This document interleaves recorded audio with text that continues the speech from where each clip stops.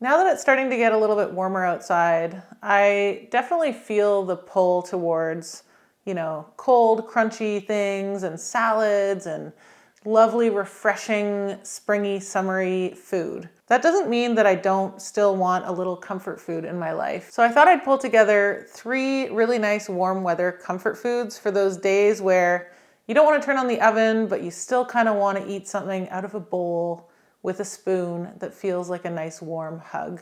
The first warm weather comfort food recipe is a spring stroganoff. It has a little bit of inspiration from beef stroganoff, but of course, instead of beef, we're using some nice springy veggies. So I started off by putting some noodles into a pot of water to boil. If you really wanted this to be stroganoff-esque, you could do egg noodles. I happen to have some little twirly rotinis here, so I use those. And once those were boiling away, I started putting together the vegetable sauce mixture. So I put a little bit of olive oil into a small-ish saute pan over medium heat. And then once that warmed up a bit, I added leeks. So this is about 1/4 of a large leek. And I gave it a really good wash before putting it in. We all know this, right? Leeks are dirty. They really need to be washed well.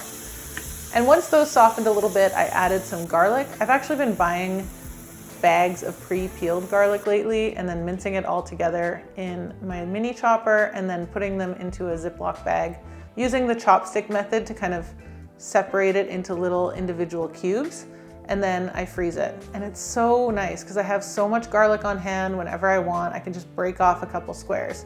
So I'm gonna say this was about 3 cloves of garlic, give or take. I added a little bit of salt, probably just shy of about a teaspoon.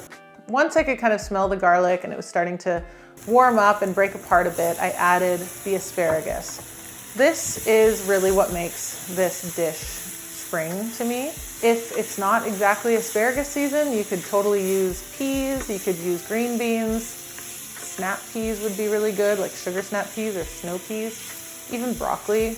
I cut these into about 1-inch pieces. I basically just wanted them to be similar size to the noodles. And then I just sauteed that together until it softened a little bit.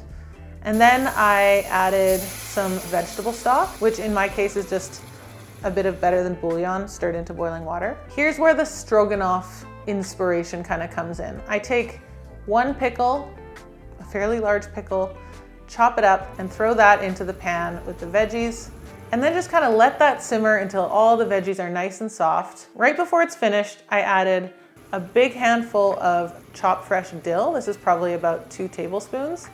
And then the real stroganoff moment, which is some sour cream.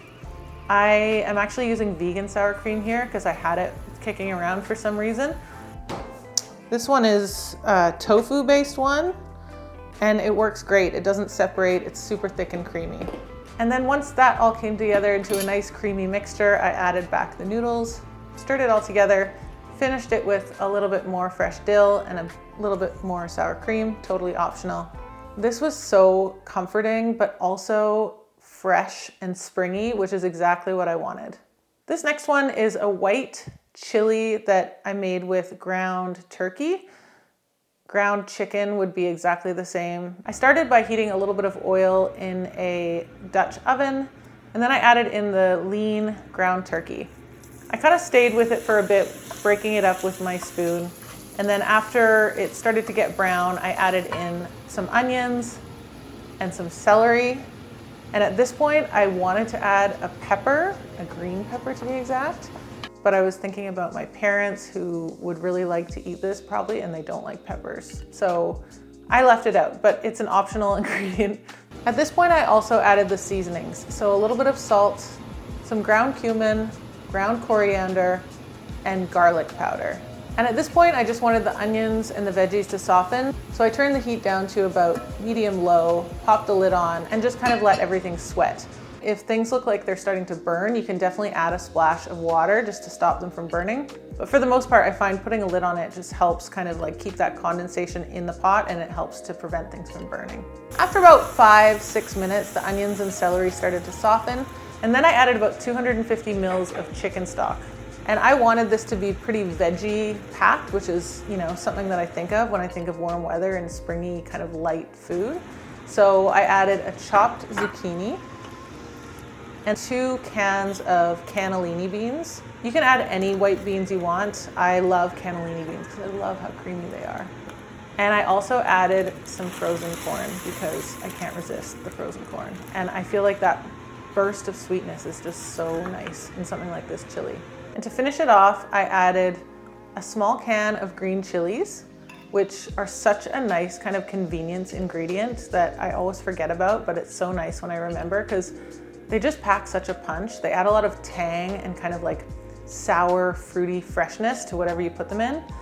I put the lid back on, walked away for about 15 minutes or so just to kind of let everything cook together. And then I added some fresh cilantro at the end and just let it sit. Whenever I make any kind of chili, I love to just turn it off at the end, keep the lid on and just walk away for like 10-15 minutes just to kind of let everything sit together. I don't know. I feel like it really just helps everything come together. This was the perfect thing to curl up with in front of the TV. What did I top it with? I think I topped it with more of that sour cream. Delicious.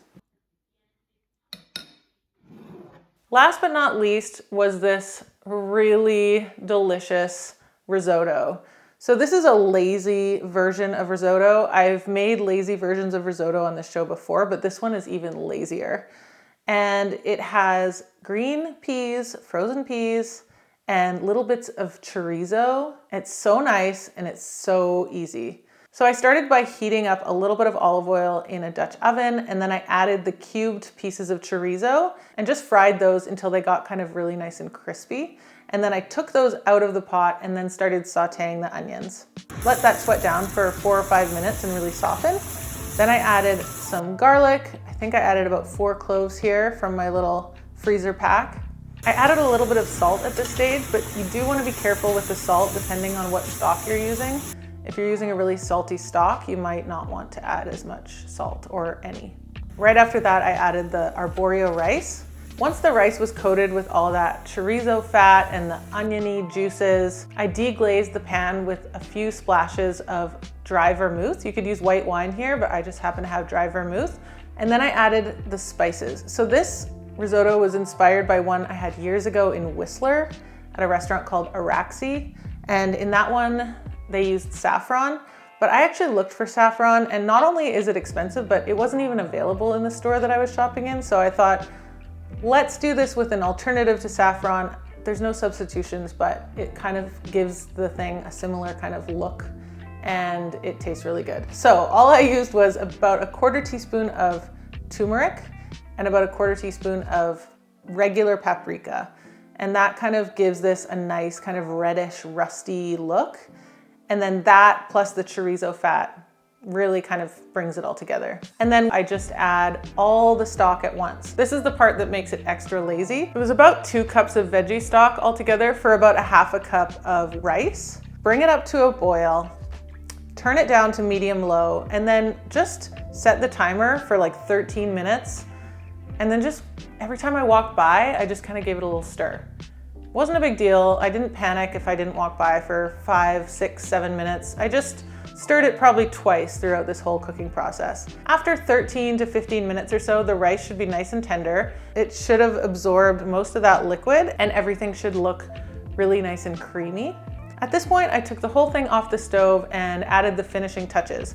I added 1/2 cup of frozen peas, about 2 tablespoons of grated Parmesan cheese, and then I added the chorizo cubes back in and gave everything a really good stir, put the lid on, again, just walked away for 5 minutes to let everything mingle. This looked so good and I was so excited about it, but right before I went to eat it, I decided that it really needed an egg. So I poached an egg, I put it on top. I enjoyed this by myself on the patio with a nice glass of red wine, and it was so lovely. And there was exactly enough for seconds. If you're one person, this is perfect for one dinner and leftovers, or it's perfect for 2 people.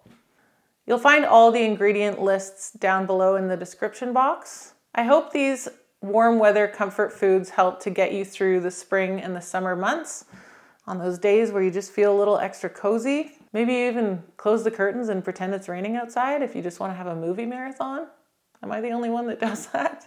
And one more warm weather comfort food that I didn't talk about today, but that is definitely worth a mention, is my creamy coconut corn chowder. I'll have a link to that video here so you can check that out next. Thanks so much for watching, and I'll see you next time.